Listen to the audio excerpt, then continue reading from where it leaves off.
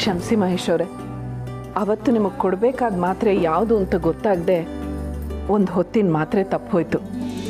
ಆದರೆ ಇವತ್ತು ಹಾಗಾಗಲ್ಲ. ಯಾವ ಮಾತ್ರೆ ಕೊಡಬೇಕೋ ಅದನ್ನೇ ಕೊಡ್ತೀನಿ.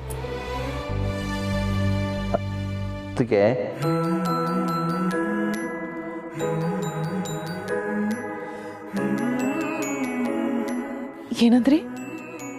ಅದಕ್ಕೆ ಅಂದ್ರ ನನ್ನ ಅತ್ತಿಗೆ ದೇವತೆ. ಯಾರ ಬಗ್ಗೆ ಹೇಳ್ತಾ ಇದ್ದೀರಿ? ನಿಮ್ಮ ಮೊದಲನೇ ಅದಕ್ಕೆ ಇದ್ರಲ್ಲ, ಅವ್ರ ಬಗ್ಗೆನಾ?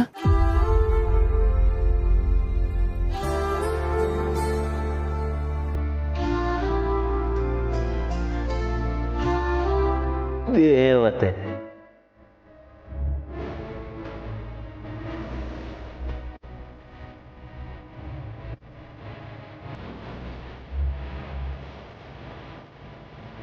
ಏನಿದೆ ನೋಡು, ನಿಮ್ಮಪ್ಪ ನನ್ನ ಅದಕ್ಕೆ ಅಂತ ಕರೆದ್ರು.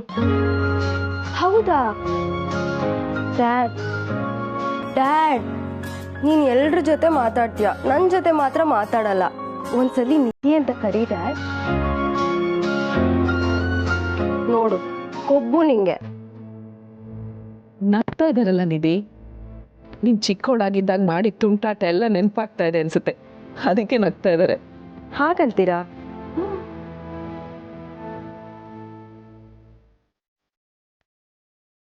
ತಿನ್ಸಾಯ್ತಲ್ಲ, ನಾನು ನೋಡ್ಕೋತೀನಿ, ನೀವು ಹೊರಡಿ. ಮಾತ್ರೆ ಕೊಡ್ಬೇಕಲ್ಲ. ದಿನ ಇವ್ರಿಗೆ ಕೊಡೋ ಮಾತ್ರೆ ಎಲ್ಲಿದೆ ಅಂತ ಗೊತ್ತಾ?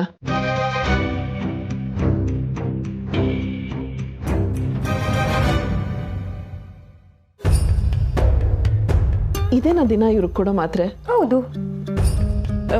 ಇದಲ್ಲ ನಿಧಿ, ಅವತ್ತು ಹೀಗೆ ಗೊಂದಲ ಆಗಿ ನಾನು ಮಾತ್ರೆನೇ ಕೊಡ್ಲಿಲ್ಲ ಗೊತ್ತಾ? ಇದೆಲ್ಲ ದಿನ ಅವ್ರಿಗೆ ಕೊಡ್ತಾ ಇರೋ ಮಾತ್ರೆ. ಯಾಕೆ ಹಾಗೆ ಹೇಳ್ತಿದ್ದೀರಾ? ನನಗಿಂತ ಜಾಸ್ತಿ ನಿಮಗೆ ಗೊತ್ತಾ? ಡೈಲಿ ಇದೇ ಮಾತ್ರೆ ಕೊಡೋದು. ಅಮ್ಮನೇ ಹೇಳಿದರೆ ಇದನ್ನೇ ಕೊಡಬೇಕು ಅಂತ. ಏನ್ ಹೇಳ್ತಾ ಇದೆಯಾ ನಿಧಿ? ನಿಜವಾಗ್ಲೂ ಇದೇ ಮಾತ್ರೆ. ನಾನು ಯಾಕೆ ಸುಳ್ಳು ಹೇಳಿ?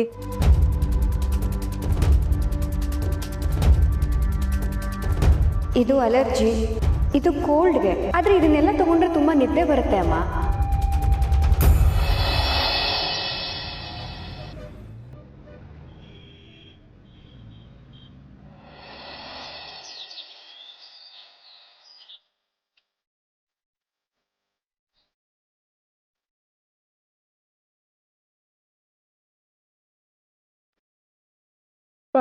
ಬಾಪಾ ಕೊಡೋಣ ಬಾ. Hi sir. Hi hi hi. ಸಿಕ್ತಾ ಮಿಲಿಯನ್ ವ್ಯೂಸ್? ಹೌದು ಸರ್. ಏನ್ ಕೇಳ್ತೀರಾ, ನಿಮ್ಮನ್ನ ಫುಲ್ಲು ಫೇಮಸ್ ಮಾಡ್ಬಿಟ್ಟಿದ್ದೀನಿ ಸರ್. ಮೇಗದು ಬಿತ್ತು, ನೀನೇ ನನ್ನ ಫೇಮಸ್ ಮಾಡೋದು. ಹುಟ್ಟಾನೆ ನಾನು ಫೇಮಸ್ ಆಗಿದ್ದೆ. ಅದು ನಿಜ ಸರ್. ಇವತ್ತು ಇನ್ನೊಂದು ವಿಡಿಯೋ ಮಾಡೋಣವಾ?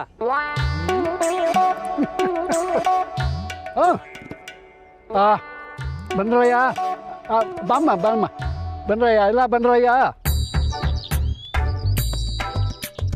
ಈಗ ನಿಮಗೆಲ್ಲ ಒಂದು ಪ್ರಶ್ನೆ ಕೇಳ್ತೀನಿ, ನೀವು ಉತ್ತರ ಕೊಡಬೇಕು. ಈ ಜಗತ್ತಿನಲ್ಲಿ ನಿನ್ನನ್ನು ಬಿಟ್ಟು ಬದುಕೋದಕ್ಕೆ ಸಾಧ್ಯವೇ ಇಲ್ಲ ಅಂತನ್ನೋರು ನಿಮಗೆ ಯಾರಾದರೂ ಇದ್ದಾರಾ? ಬಾಯಲ್ಲಿ ಎಲ್ಲರೂ ಹೇಳ್ತಾರೆ, ನನ್ನ ಹೆಂಡತಿನ ಬಿಟ್ಟಿರೋದಕ್ಕಾಗೋದಿಲ್ಲ, ನನ್ನ ಗಂಡನ್ನ ಬಿಟ್ಟಿರೋದಕ್ಕಾಗೋದಿಲ್ಲ, ನನ್ನ ಮಕ್ಕಳನ್ನ ಬಿಟ್ಟಿರೋದಕ್ಕಾಗೋದಿಲ್ಲ ಅಂತ. ಆದರೆ ವಾಸ್ತವದಲ್ಲಿ ಯಾರು ಯಾರನ್ನ ಬೇಕಾದರೂ ಬಿಟ್ಟಿರಬಹುದು. ಆದರೆ ಬಿಟ್ಟು ಬದುಕೋದಕ್ಕೆ ಸಾಧ್ಯ ಇಲ್ಲ ಅಂತನ್ನೋ ವಸ್ತು ಯಾವುದಾದ್ರೂ ಒಂದಿದ್ರೆ ಅದು ಯಾವುದು ಗೊತ್ತಾ? ಈ ಮೊಬೈಲ್ಗಳು.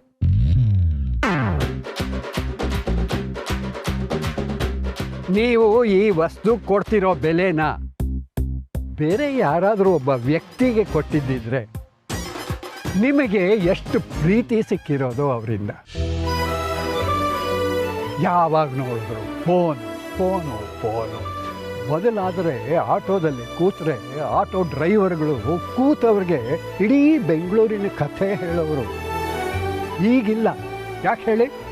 ಹಿಂದೆ ಕೂತಿರೋರು ಕಿವಿಗೆ ಚುಚ್ಕೊಂಡು ಕೂತಿರ್ತಾರೆ. ಊರು ಹೋಗು ಅನ್ನತ್ತೆ, ಕಾಡು ಬಾ ಅನ್ನತ್ತೆ ಅಂತನ್ನೋ ಮುದುಕರಿಂದ ಹಿಡಿದು ಮಕ್ಕಳವರೆಗೂ ಎಲ್ಲರ ಕೈನಲ್ಲೂ ಫೋನು. ನನ್ನ ಮಗುಗೆ ಈಗಲೇ ಫೋನ್ ಯೂಸ್ ಮಾಡೋಕೆ ಬರುತ್ತೆ ಅಂತ ಅಮ್ಮಂದರು ಹೇಳ್ಕೋತೀನಿ. ಇದೊಂದು ಸಾಧನೆನಾ? ನಮ್ಮನೆಗೆ ಕಳ್ಳ ಬಂದು ಎಲ್ಲ ದೋಚ್ಕೊಂಡು ಹೋಗಿರೋದು ನಮಗೆ ವಾಟ್ಸಪ್ ಗ್ರೂಪಿಂದ ಬಂದಿರೋ ಮೆಸೇಜಿಂದ ಗೊತ್ತಾಗುತ್ತೆ. ಯಾಕೆ ಅಂತಂದರೆ ಫೋನ್ ನೋಡ್ತಾ ಕೂತಿರೋ ನಮಗೆ ಕಳ್ಳ ಬಂದೆಲ್ಲ ದೋಚ್ಕೊಂಡು ಹೋಗಿರೋದು ಗೊತ್ತಿರೋದಿಲ್ಲ. ಕಾಲ ಬದಲಾಗ್ತಾ ಮನುಷ್ಯನಿಗೆ ಎಲ್ಲ ಬೇಕು. ಹಾಗಂತ ಅದಕ್ಕೆ ಗುಲಾಮರಾಗೋ ಮಟ್ಟಿಗೆ ನಾವದನ್ನು ನೆಚ್ಕೋಬಾರ್ದು.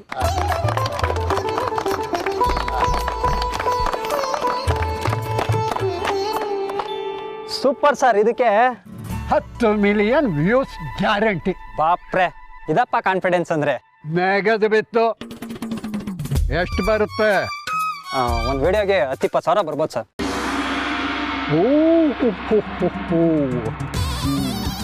ಅಲ್ಲಯ್ಯ, ಮಾತು ನಂದು, ಕಾಸು ನಿಂದ. ನೋಡ, ಈ ದತ್ತ ಯಾವುದನ್ನು ಬಿಟ್ಟಿಯಾಗಿ ಮಾಡೋದಿಲ್ಲ. ನೀನು ಸಂಪಾದನೆ ಮಾಡೋದ್ರಲ್ಲಿ ನನಗೆ ಅರ್ಥ ಬಂದುಬಿಡ್ಬೇಕು. ಸರಿ ಸರ್. ಈ ದತ್ತ ಹೇಳಿದ್ಮೇಲೆ ಎಲ್ಲ ಸರಿನೇ ಕಣೋ. ಬಾಯ್. Bye sir.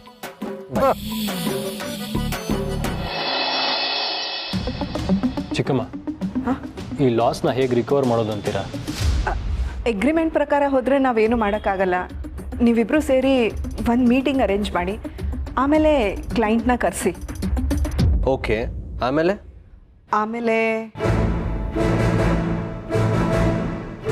ಚಿಕ್ಕಮ್ಮ, ಚಿಕ್ಕಪ್ಪನಿಗೆ ತಿಂಡಿ ತಿನ್ಸಕ್ಕೆ ಇಬ್ಬರಿದ್ದಾರೆ. ನೀವು ಟೆನ್ಷನ್ ಮಾಡ್ಕೋಬೇಡಿ. ಸದ್ಯಕ್ಕೆ ಇದಕ್ಕೊಂದು ಪರಿಹಾರ ಹುಡ್ಕೋಣ. ಹಾಂ, ಹೌದು. ಆದರೂ ಇವರು ನಾನು ಇಲ್ಲ ಅಂದರೆ ತಿಂಡಿ ತಿನ್ನಕ್ಕೆ ಇಷ್ಟನೇ ಪಡಲ್ಲ.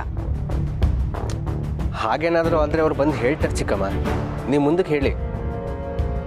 ಹಾಂ, ಅದು ಒಂದು ಕೆಲಸ ಮಾಡೋಣ. ಅವ್ರು ನಮ್ಗೆ ಮೋಸ ಮಾಡಿದಾರಂತ ಹೇಳಿ ಕೋರ್ಟಿಗೆ ಹೋಗೋಣ.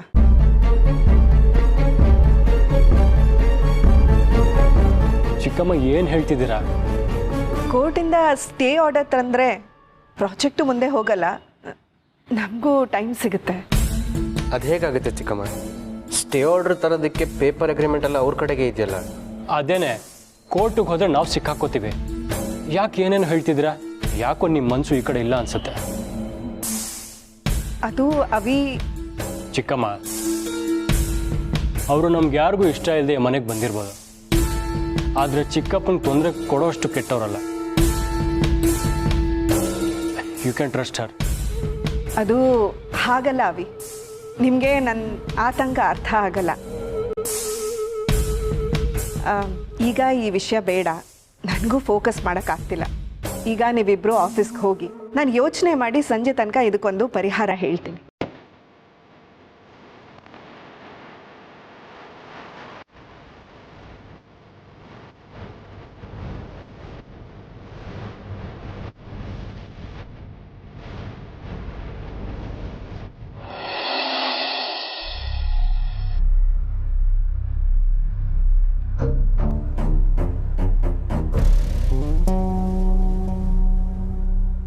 ಎಂಥ ನಂಬಿಕೆ ದ್ರೋಹಿನೇ ನೀನು.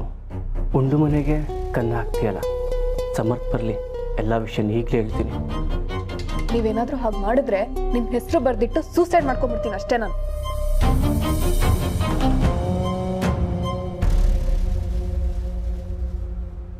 ಸೋಗ್ಲಾಡಿ, ಪಕ್ಕದ ಬೀದಿ ನಿಂಗವನ ಅಂಗಡಿಯಲ್ಲಿ ಸೊಗಸಾದ ಸೊಗಡಿರೋಂಥ ಅವರೆಕಾಯಿ ಸಿಗುತ್ತೆ, ತಗೊಂಡು ಬರ್ತೀನಿ. ನಾಳೆ ಅದರಲ್ಲಿ ಫಸ್ಟ್ ಕ್ಲಾಸ್ ಉಪ್ಪಿಟ್ಟು ಮಾಡಿ. ಒಳ್ಳೇದು, ಅದರಲ್ಲಿ ಪಲಾವ್ ಚೆನ್ನಾಗಾಗತ್ತೆ. ಆಗತ್ತೆ. ನಾಳೆ 2 kg ತರ್ತೀನಿ, ಅದನ್ನು ಕೂತ್ಕೊಂಡು ನೀನೇ ಬಿಡಿಸು. ನಾನಾ? ಹೋಗ್ತಾತ, ಬಿಡ್ಸಿರೋದೇ ಸಿಗುತ್ತೆ, ತಗೊಂಡ್ ಬಾ. ಬಿಡಿಸಿರೋದು ಸಿಕ್ಕಿದ್ರು ನಾನು ತರೋದಿಲ್ಲ.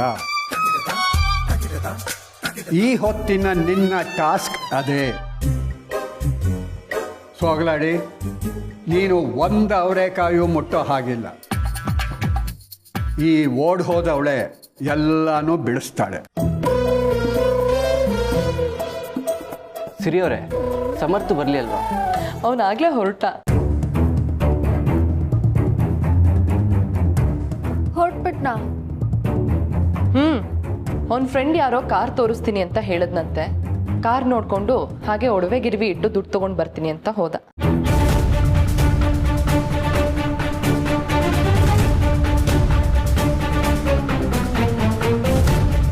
ಪಾಪ ಸಮರ್ಥವ್ರಲ್ಲಿ ಹೋಗಿದ್ದಾರೆ. ಅದೇನಾದರೂ ನಕಲಿ ಒಡವೆ ಅಂತ ಗೊತ್ತಾದರೆ ಅವ್ರು ಅದೆಷ್ಟು ಬೇಜಾರು ಮಾಡ್ಕೋತಾರೋ ಏನೋ.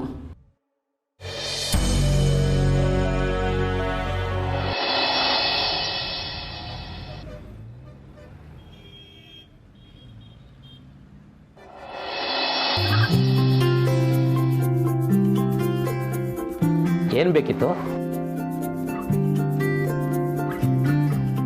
ಸರ್? ಇದನ್ನ ಗಿರ್ವಿ ಇಡಬೇಕಿತ್ತು. ಇದು ಎಷ್ಟು ಗ್ರಾಮ್ ಇದೆ ಅಂತ ನೋಡಿ ನನಗೊಂದು 2.5 ಲಕ್ಷ ಸಿಕ್ಕಿದ್ರೆ ಸಾಕು. ದುಡ್ಡು ಸಿಕ್ತಿದ್ದ ಹಾಗೆ ಕಾರ್ ತಗೊಂಡ್ಬಿಟ್ರೆ ಯಾವನಿಗೂ ಸಲ ಹೊಡೆಯೋದು ಬೇಕಾಗಲ್ಲ. Life settle.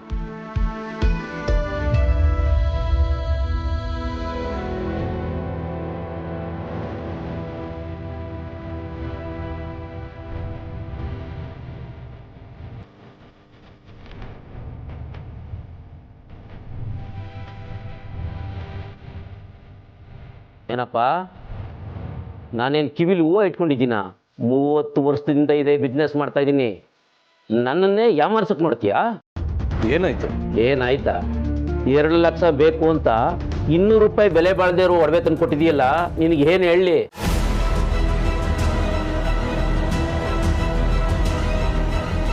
ಸರ್, ಏನು ಹೇಳ್ತಾ ಇದ್ದೀರಾ? ಇದನ್ನ ನನ್ನ ಹೆಂಡತಿಗೆ ಅವ್ರ ತವ್ರ ಮನೆಯಿಂದ ಕೊಟ್ಟಿರೋ ಒಡವೆ. ಇದು ಹೇಗೆ ನಕಲಿ ಆಗೋಕ್ಕೆ ಸಾಧ್ಯ? ಅಂದರೆ ನಾನು ಸುಳ್ಳು ಹೇಳ್ತಾ ಇದ್ದೀನಿ ಅಂತನಾ? ಹಾಗಲ್ಲ ಸರ್, ಎಲ್ಲೋ ಮಿಸ್ಟೇಕ್ ಆಗಿರಬೇಕು. ದಯವಿಟ್ಟು ಇನ್ನೊಂದ್ಸಲ ಚೆಕ್ ಮಾಡಿ. ಈ ಒಡವೆನ ನೋಡಿದಾಗಲೇ ನನಗೆ ಡೌಟ್ ಬಂತು. ಆದರೂ ಸುಮ್ಮನೆ ಅನುಮಾನ ಪಡಬಾರ್ದು ಅಂತ ಪರೀಕ್ಷೆನೂ ಮಾಡಿದೆ. ಇದೆಲ್ಲ ಪಕ್ಕ ನಕಲಿ ಒಡವೆ. ನಿಮಗೆ ನಂಬಿಕೆ ಇಲ್ಲ ಅಂದರೆ ಬೇರೆ ಎಲ್ಲಾದರೂ ಟೆಸ್ಟ್ ಮಾಡಿಸಿ. ಎಲ್ಲಿ ಮಾಡಿಸಿದ್ರು ಇದು ನಕಲಿ ಅಂತಾನೆ ಹೇಳೋದು.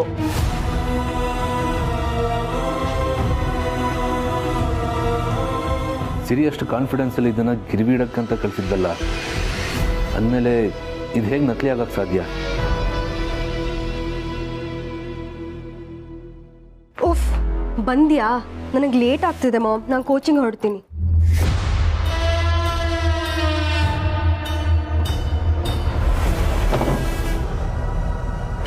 ಎಷ್ಟು ಸತಿ ಹೇಳಬೇಕು ನಿಂಗೆ ನನ್ನ ಗಂಡನ ವಿಷಯದಲ್ಲಿ ತಲೆ ಹಾಕಬೇಡ ಅಂತ? ಏನೋ ಒಂದು ನೆಪ ಇಟ್ಕೊಂಡು ಮತ್ತೆ ಬರ್ತೀಯಲ್ಲ, ಏನು ನಿನ್ನ ಪ್ರಾಬ್ಲಮ್ಮು? ನಿನ್ನ ಹತ್ರನೇ ಮಾತಾಡ್ತಿರೋದು. ಹೇಳು, ಏನು ನಿನ್ನ ಇಂಟೆನ್ಷನು? ಈ ಮನೇಲಿ ಎಲ್ಲದಕ್ಕೂ ಇಂಟರ್ಫಿಯರ್ ಆಗ್ತೀಯಲ್ಲ, ನಿನ್ನ ಕೆಲಸ ನೀನು ನೋಡಿಕೊಂಡು ಇರೋದಕ್ಕಾಗಲ್ವಾ?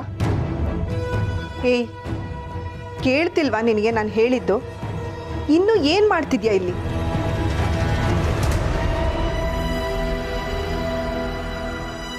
ಮಹೇಶ್ ಅವ್ರಿಗೆ ದಿನ ಈ ಮಾತ್ರೆ ಯಾಕೆ ಕೊಡ್ತಾ ಇದ್ದೀರಾ?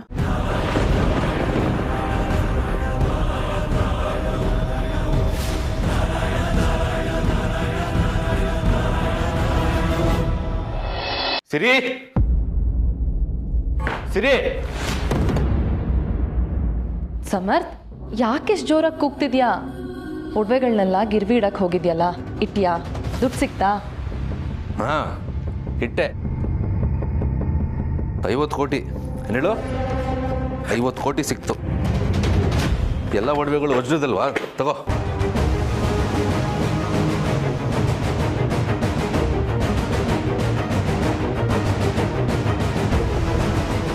ಯಾಕೋ ಹಾಗೆ ವ್ಯಂಗ್ಯವಾಗಿ ಹೇಳ್ತಾ ಇದ್ದೀಯ? ಇನ್ನೇನು ಮತ್ತೆ, ನನಗಲ್ಲಿ ಎಷ್ಟು ಅವಮಾನ ಆಯಿತು ಗೊತ್ತಾ? ಇವಳು ಗಿರ್ಬೇಡು ಅಂತ ಕೊಟ್ಟಿದ್ಲಲ್ಲ, ಇದೆಲ್ಲ ನಕಲಿ ಒಡವೆಗಳು.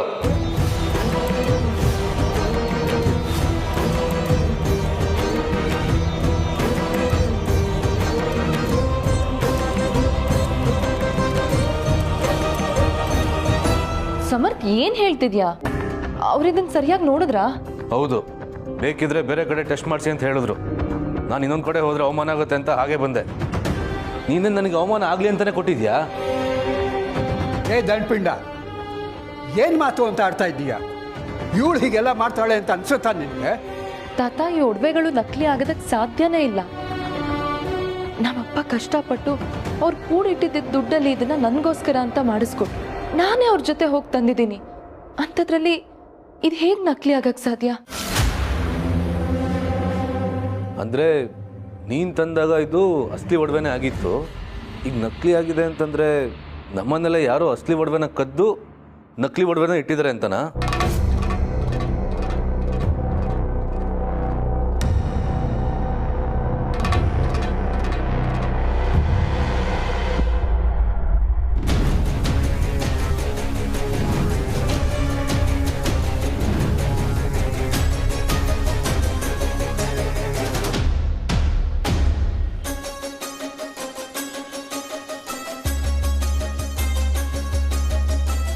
ನಿನ್ಗೆ ಯಾಕಿದೆಲ್ಲ? ನೀವು ಮಹೇಶ್ ಅವ್ರಿಗೆ ದಿನ ಇದೇ ಮಾತ್ರೆ ಕೊಡ್ತಾ ಇದ್ದೀರಾ ಅಂತ ನಿಧಿನೂ ಹೇಳಿದಾಳೆ. ಛೇ, ಈ ಹುಡುಗಿಗಂತೂ ಸ್ವಲ್ಪನೂ ಬುದ್ಧಿ ಇಲ್ಲ. ಈಗೇನಾದರೂ ಸತ್ಯ ಗೊತ್ತಾದರೆ ನನ್ನ ಕತೆ ಅಷ್ಟೇ. ಹೇಳಿ ಶಾರ್ವರಿ ಅವರೇ, ಈ ಮಾತ್ರೆ ಯಾಕೆ? ಡಾಕ್ಟ್ರ್ ಹೇಳಿದ ಮಾತ್ರೆನೇ ಕೊಡ್ತಿರೋದು. ನಿನಗೇನು ಗೊತ್ತಾಗುತ್ತೆ? ನೀನೇನಾದರೂ ಡಾಕ್ಟ್ರಾ? ನಾನು ಡಾಕ್ಟ್ರ್ ಅಲ್ಲ, ಆದರೆ ಈ ಮಾತ್ರೆನ ಯಾಕೆ ಕೊಡ್ತಾರೆ ಅಂತ ನನಗೆ ಗೊತ್ತಿದೆ. ಅವತ್ತು ಡಾಕ್ಟ್ರು ಬಂದಾಗ ಈ ಮಾತ್ರೆ ಕೊಡಬೇಡಿ, ನಿದ್ದೆ ಬರ್ಸತ್ತೆ ಅಂತ ಹೇಳಿ ಬೇರೆ ಮಾತ್ರೆ ಬರ್ಕೊಟ್ಟಿದ್ರು. ಆದರೂ ಈಗಲೂ ಇದೇ ಮಾತ್ರೆ ಕೊಡ್ತಾ ಇದ್ದೀರಲ್ಲ, ಯಾಕೆ ಹೀಗೆ ಮಾಡ್ತಾ ಇದ್ದೀರಾ?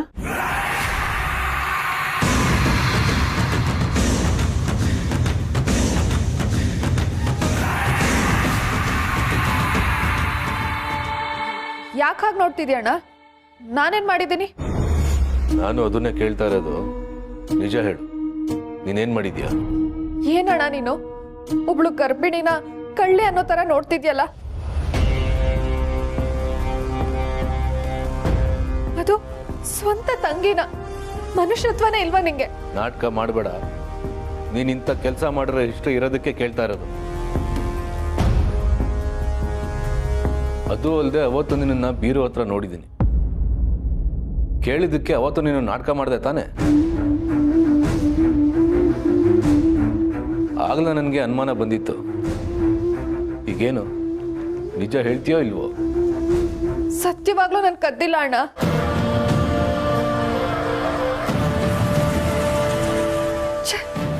ಅವಾಗ ನಾನು ಹಾಗೆ ಮಾಡಿದೆ ಅಂತ ಈಗ ಮನೇಲಿ ಏನಾದರೂ ನನ್ನ ಮೇಲೆ ಅನುಮಾನ ಪಡ್ತೀರಾ ಅಲ್ವಾ? ನಿಜವಾಗ್ಲೂ ನನಗೆ ಇಲ್ಲಿ ಇರ್ಬೇಕಾ ಅನಿಸ್ತಿದೆ. ಇಷ್ಟೆಲ್ಲ ಹೇಳಿಸ್ಕೊಂಡ್ಮೇಲೂ ನಂಗೆ ಇಲ್ಲಿರೋಕ್ಕೆ ಚೂರು ಇಷ್ಟನೇ ಇಲ್ಲ. ನಿಮಗೆ ನನ್ನ ನೋಡ್ಕೊಳಕ್ಕಾಗಿಲ್ಲ ಅಂದರೆ ನೇರವಾಗಿ ಹೇಳ್ಬಿಡಿ. ನೀನೀಗ ಟಾಪಿಕ್ ಚೇಂಜ್ ಮಾಡಬೇಡ. ನೀನು ಇದನ್ನ ಕದ್ದಿಲ್ಲ ಅಂತ ಪ್ರೂವ್ ಮಾಡೋವರೆಗೂ ನಾನು ಬಿಡಲ್ಲ. ನಾನು ಪ್ರಶ್ನೆ ಮಾಡ್ತಾನೆ ಇರ್ತೀನಿ. ದಂಡಪಿಂಡ, ನೀನು ಸುಮ್ಮನೆ ಇದಕ್ಕೆಲ್ಲ ಬಾಯಿ ಬಿಡೋಳೆ ನೀವು. ಇವಳು ಬಾಯಿ ಹೇಗೆ ಬಿಡಿಸ್ಬೇಕು ಅಂತ ನನಗೆ ಗೊತ್ತಿದೆ. ಪ್ರಸಾದ್, ದೇವ್ರ ಮನೆಗೆ ಹೋಗು. ಅಲ್ಲ, ತಟ್ಟೆನಲ್ಲಿ ಕರ್ಪೂರ ಹಚ್ಚಿ ತಗೊಂಡು ಬಾ. ಸರಿ ತಾತ.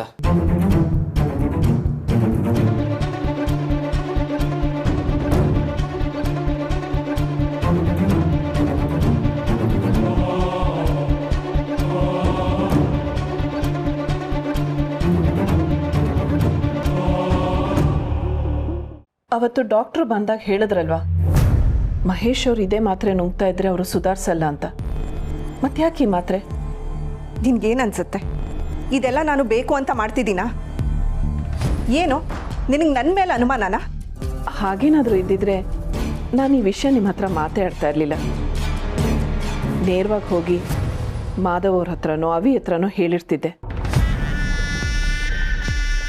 ಮಹೇಶ್ ಅವರು ನಿಮ್ಮ ಜೀವ ಅಂತ ಗೊತ್ತಿರೋದಕ್ಕೇನೆ ಈ ಮಾತ್ರೆನ ಯಾಕೆ ಕೊಡ್ತಾ ಇದ್ದೀರಾ ಅಂತ ಕೇಳ್ತಾ ಇದ್ದೀನಿ. ಎಲ್ಲದನ್ನೂ ನಿನಗೆ ಹೇಳಬೇಕು ಅಂತ ಇಲ್ಲ ಅಲ್ವಾ ನಾನು? ನಿಜ, ನೀವು ನನಗೆ ಹೇಳಬೇಕು ಅಂತಿಲ್ಲ. ನೀವು ಯಾರಿಗೆ ಹೇಳ್ಬೋದು ಅಂತ ಹೇಳಿ, ನಾನು ಅವರನ್ನೇ ಕಳಿಸ್ತೀನಿ. ಏನು ನಿನ್ನ ಸಮಸ್ಯೆ? ನಾನೇನೋ ತಪ್ಪು ಮಾಡಿದ್ದೀನಿ ಅಂತ ಭಾವನ್ನ ಕರೆಸಿ ಮನೆಯವರನ್ನೆಲ್ಲ ಕರೆಸಿ ವಿಷಯ ಹೇಳಬೇಕು ಅಂದ್ಕೊಂಡಿದ್ಯಾ? ನೀವು ತಪ್ಪು ಮಾಡಿದ್ದೀರಾ ಅಂತಲ್ಲ, ಯಾವುದೋ ಕಾರಣಕ್ಕೆ ನೀವು ಹೀಗೆ ಮಾಡಿರಬಹುದು. ಹೇಳ್ಕೊಳಕ್ಕಾಗದೆ ಒದ್ದಾಡ್ತಾ ಇರ್ಬೋದು. ಮನೆಯವ್ರಿಗೆ ಗೊತ್ತಾದರೆ ಏನಾದರೂ ಒಂದು ಪರಿಹಾರ ಸಿಗ್ಬೋದಲ್ವಾ? ಅದಕ್ಕೆ ನೀವೇನು ತಲೆ ಕೆಡಿಸ್ಕೋಬೇಡಿ. ನಾನು ಮಾಧವ್ ಅವ್ರ ಹತ್ರ ಮಾತಾಡ್ತೀನಿ. ಸ್ವಲ್ಪ ಈಗೋ ಬಿಟ್ಟು ಇವಳನ್ನು ಹೇಗೋ ಯಾಮಾರಿಸ್ಬೋದು, ಆದರೆ ಭಾವನ ಯಾಮಾರ್ಸೋಕ್ಕಾಗಲ್ಲ. ಇವಳೇನಾದರೂ ಇರೋ ವಿಷಯ ಹೇಳಿದ್ರೆ ನಾನು ಮಾತ್ರ ಸಿಕ್ಕಾಕೋತೀನಿ. ಒಂದು ನಿಮಿಷ.